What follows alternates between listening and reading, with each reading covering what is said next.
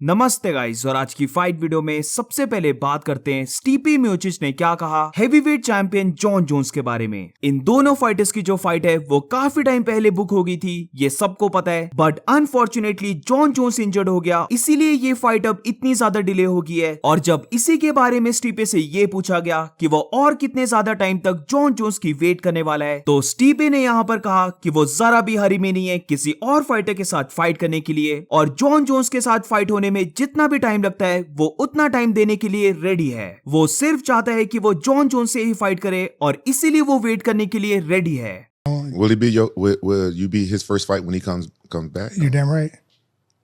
That's all I want. But you're not gonna wait though, right? You still gonna fight? No, I'm gonna wait. I don't care. I want that fight. That's good. अब also इसी के साथ स्टीपी मियोचिच ने यह भी reveal कर दिया कि उसकी जॉन जोन्स के साथ फाइट होने वाली है एंड ऑफ द ईयर यानी कि नवंबर के मंथ में, और ये फाइट होगी मैडिसन स्क्वायर गार्डन में। पहले उनकी फाइट को देखा जा रहा था कि वो जून या फिर जुलाई के मंथ में बुक हो जाए, बट क्योंकि अभी जॉन जोन्स को और ज्यादा टाइम चाहिए हील होने के लिए, तो इसीलिए अब ये फाइट होने वाली है नवंबर में। अब आज की नेक्स्ट फाइट अपडेट भी जॉन जोन्स के ही बारे में है, बट यहाँ पर देखते हैं कि यान ब्लोविच ने क्या कहा जॉन जोन्स के बारे में। तो रिसेंटली यान ब्लोविच ने एक बहुत बड़ी बात को बोल दिया है, जहां पर वो बिलीव करता है कि John Jones light heavyweight division को छोड़कर हेवीवेट डिवीजन में इसीलिए मूव कर गया क्योंकि जॉन जोन्स को यह पता था कि वो उसे बीट नहीं कर पाएगा। जब वो अपनी प्राइम में था तो जॉन जोन्स एस्केप करके हेवीवेट डिवीजन में मूव कर गया क्योंकि वो जानता था कि वो उसे नहीं बीट कर पाएगा, और ये जॉन जोन्स के लिए एक गुड मूव भी था क्योंकि अगर वो लाइट हेवीवेट डिवीजन में ही रहता और उन दोनों की फाइट हो जाती तो वो जॉन जोन्स को बीट कर देता। जॉन जोन्स ने उसे प्रॉमिस किया था कि वो उसके साथ फाइट करेगा, तो वो स्टिल होप करता है कि कभी ना कभी वो दोनों एक बार फाइट करें। मुझे तो ये टेक बहुत ही ज्यादा क्रेजी लगा क्योंकि आई डोंट थिंक सो कि यान ब्लोविच के पास एक भी ऐसा स्किल है जो जॉन जोन्स उससे ज्यादा बेटर ना करता हो।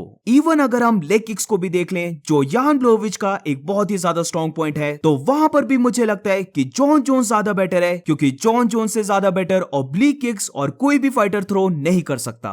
अब इसी टेक को लेकर जॉन जोन्स ने भी रिएक्ट किया है, जिधर वो बेसिकली ट्रोल करते हुए बोलता है कि डेफिनेटली उसके ट्रेनिंग कैंप में यान ब्लोविच का एक स्पाई बैठा है, वरना यान को कैसे पता चलता कि उसी की वजह से वो हेवीवेट डिवीजन में मूव कर गया था। एंड ऑल्सो इसी के साथ यान ब्लोविच को एक नोबडी फाइटर बोलते हुए जॉन जोन्स का ये कहना था कि यान ब्लोविच एक परफेक्ट एग्जांपल है जो पहले रेलिवेंट था बट अब रेलिवेंट नहीं रहा, और बेसिकली लेजेंडरी पोलिश पावर अब गायब हो चुकी है। आज की नेक्स्ट फाइट अपडेट में बात करते हैं लाइटवेट चैंपियन इस्लाम महाचेव के बारे में। तो रिसेंटली इस्लाम महाचेव का चेल सनन और डैनियल कॉम्बे के साथ एक इंटरव्यू हुआ जिसका लिंक मैं नीचे डाल दूंगा, तो पूरे इंटरव्यू जिसको देखना है वो देख सकता है। बट यहाँ पर देखते हैं कि इस्लाम महाचेव ने क्या कहा डस्टिन पोरियर के बारे में। तो जब डस्टिन के बारे में इस्लाम महाचेव से पूछा जाता है तो यहाँ पर इस्लाम महाचेव ट्रोल करते हुए बोलता है कि कुछ लोग ये सोच रहे हैं कि वो डस्टिन को अंडर एस्टिमेट कर रहा है, बट ऐसा जरा भी नहीं है। डस्टिन पोरियर एक काफी टफ फाइटर है, वो एक काफी डेंजरस फाइटर है, वो एक लेजेंड भी है स्पोर्ट का, और डस्टिन के पास एक बहुत ही अच्छा गिलेटिन चोक भी है। बट ऑब्वियसली यहाँ पर इस्लाम महाचेव ट्रोल कर रहा होता है, जहां पर ये बोलने के बाद खुद ही इस्लाम महाचेव थोड़ा सा हंसने लग पड़ता है, और ये चीज इवन डीसी भी देख लेता है, जहां पर डीसी भी उसे हंस के बोलता है कि वो लाई कर रहा है, वो डिसरिस्पेक्टफुल हो रहा है। और फिर उसके बाद इस्लाम महाचेव ये कहता है कि वो डेफिनेटली डस्टिन को रिस्पेक्ट करता है, बट वो उसके गिलेटिन को जरा भी रिस्पेक्ट नहीं करता।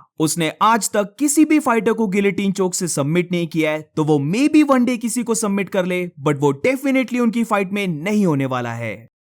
Some people think I'm underestimating it, but this guy is so tough, and he's a dangerous. He's a legend. He have experience, and he is the most dangerous guy in the ranking in this division. And this guy have very good guillotine.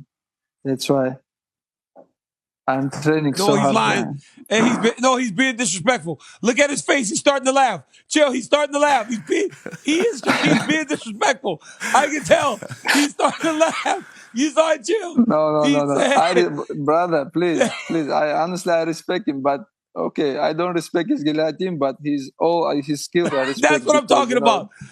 That's what I'm talking about. The guillotine. Because I never the guillotine. finish someone in guillotine. Maybe one day, but it's not gonna be me. अब इसके बाद जिसको याद है तो जब इस्लाम महाचेव का एक ट्वीट आया था कि वो जून 1 को एक काफी स्पेशल चीज करने वाला है, जहां पर मेरा ये मानना था कि मे बी इस फाइट में इस्लाम महाचेव हेवी स्ट्राइकिंग अप्रोच को लेके आने वाला है। और अब रिसेंटली इस इंटरव्यू में इस्लाम महाचेव ने जो हिंट दिया है उसे यही इंडिकेशन आ रही है कि मे बी डस्टिन की फाइट में इस्लाम महाचेव ज्यादा स्ट्राइकिंग करे। इस्लाम महाचेव का ये कहना था कि वो फाइट में डस्टिन के ऊपर काफी ज्यादा चीजों को कर सकता है, जहां पर जब भी डस्टिन पोरियर ने किसी भी चैंपियन के साथ फाइट की है तो वो हर बार चोक आउट हुआ है, बट उनकी फाइट में समथिंग स्पेशल होने वाला है। अगर इस्लाम महाचेव डस्टिन की फाइट में एक हेवी स्ट्राइकिंग अप्रोच को लेके आता है तो ये फाइट डेफिनेटली और ज्यादा इंटरेस्टिंग बनने वाली है। आज की नेक्स्ट फाइट अपडेट में बात करते हैं दो न्यू फाइट्स के बारे में जो रिसेंटली ऐड हुई हैं, और ये दोनों ही फाइट्स काफी अमेजिंग फाइट्स हैं। एंड ऑल्सो ये दोनों फाइट्स मिडिल वेट डिवीजन की हैं, जिसमें सबसे पहली फाइट है number 11 rank fighter Roman Dolidze versus number 13 rank fighter Michel Pereira की। तो UFC 301 के बाद मिशेल परेरा एक क्विक टर्न अराउंड कर रहा है, जहां पर इन दोनों फाइटर्स की फाइट है UFC फाइट नाइट जो होने वाली है जून 8 को।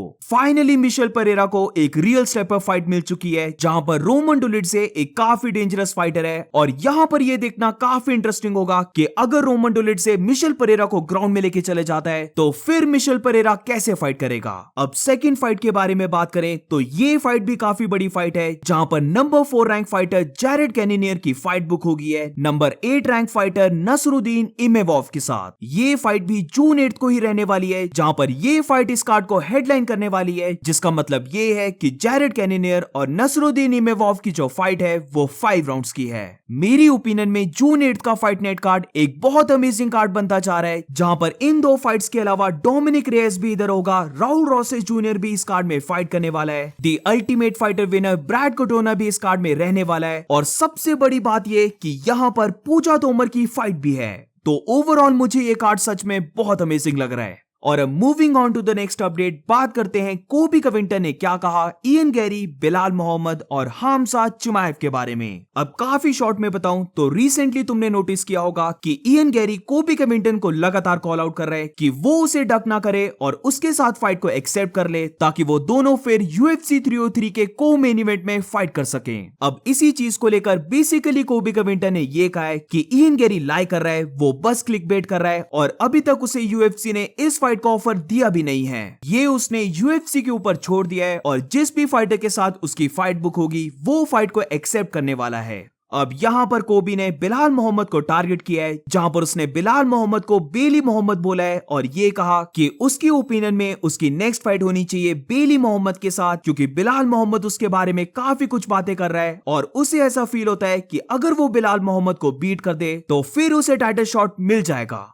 Ian Gary, I know you've probably seen this shit. He's claiming allegedly that he's accepted the fight with you. We all know that he's a cuck, but now we know he's a liar. Because UFC, Hunter, Dana, they haven't talked to me about this fight. This fight has not been presented. You know, he's just lying. He's just trying to get clickbait and get people to talk about him. Like, I don't know who I'm fighting. I gave him stipulations. If they don't give you a Leon rematch right away, who would be the next guy that you would want to fight? I love this company with all my heart. They've changed my life. You know, made me a multi-millionaire. So I'm so thankful and grateful for what they've done. So I'm going to let them decide. But, you know, I don't know. Maybe this kid, Bailey Muhammad, who's been talking a lot, you know, he's up there in the rankings above me. So I think if I beat that guy, you know, it gets me right back to a title fight. So अब सबसे पहले तो कोबी की बिलाल के साथ fight अभी नहीं हो सकती, और सेकेंडली देयर इज नो वे कि UFC कोबी कविंटन को एक और टाइटल शॉट देने वाली है सिर्फ एक विन के बाद। अब इसके बाद हामजा चिमाएव के बारे में कोबी कविंटन का ये कहना है कि वो डेफिनेटली काफी इंटरेस्टेड है हामजा चिमाएव के साथ एक 5 राउंड फाइट करने के लिए। उसने हमेशा UFC को यही बोला है कि वो हामजा चिमाएव के साथ फाइट करना चाहता है एक 5 राउंड के मेन इवेंट में, क्योंकि उसे नहीं लगता कि हामजा चिमाएव पूरे 5 राउंड्स उसके साथ फाइट कर सकता है।